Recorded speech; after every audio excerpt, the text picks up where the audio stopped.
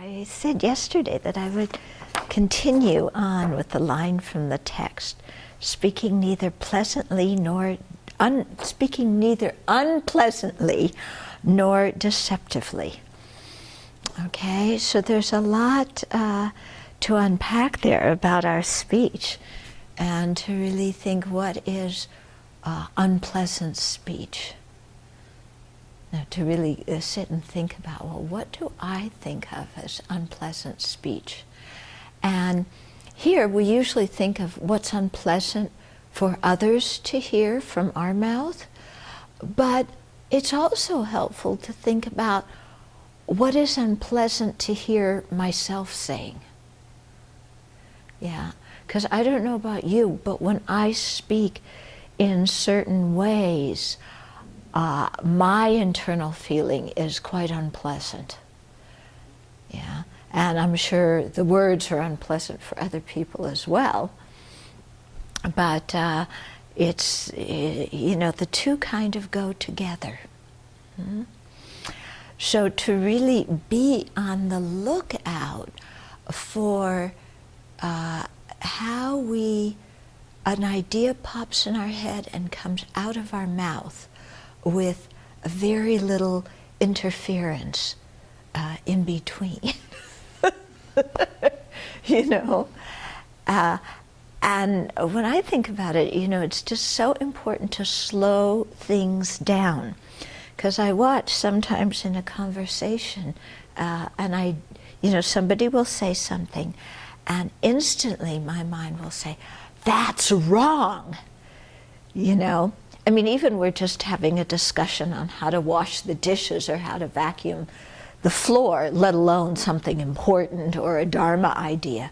But as soon as I think something's wrong, I get all fired up about it, and like the world is going to collapse if I don't correct this wrong idea immediately, because if I let it fester in anybody's mind, they might believe it, and that would spell the end of, my being right about everything.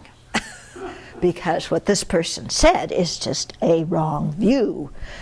Yeah, even if it's, put the forks in the dishwasher upside down rather than right side up,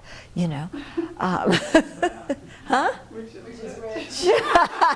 That's what I mean. We don't know.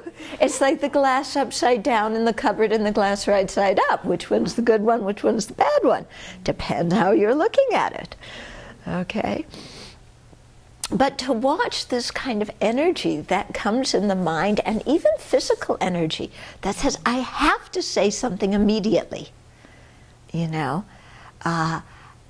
and this wish to control, this fear that the world's, that everything's going to collapse, and people's minds are going to be harmed forever, this inability to tolerate people's having other ideas that I don't consider right.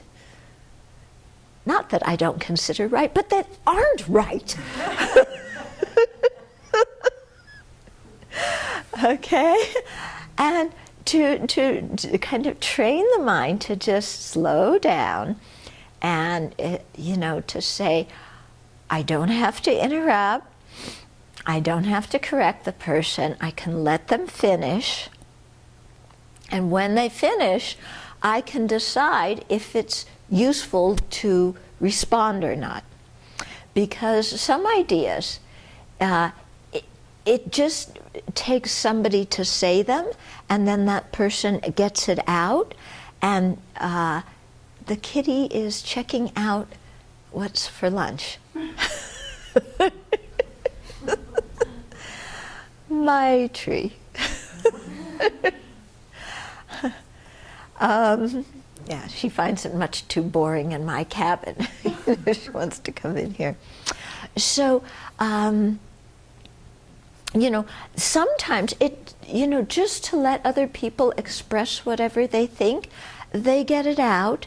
Nobody else in the meeting latches on to the idea.